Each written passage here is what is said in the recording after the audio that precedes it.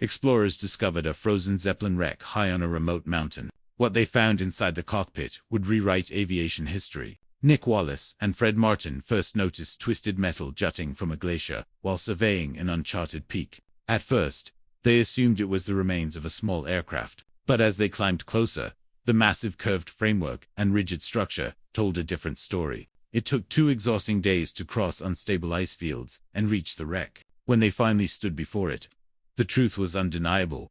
The glacier had perfectly preserved an early 20th century airship. It was a Zeppelin. The brutal cold had locked the massive frame in time. Fred chipped away thick ice, sealing the forward gondola with his axe, while Nick forced open the corroded hatch.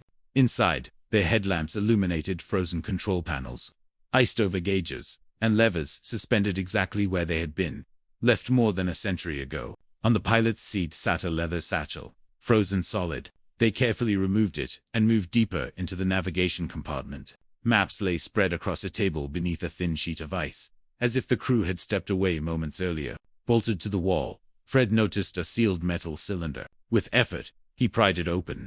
Inside were preserved documents, logbooks, and detailed navigation charts. When experts later examined them, the discovery stunned historians. The wreck was not German, as expected, but a British experimental airship from 1910.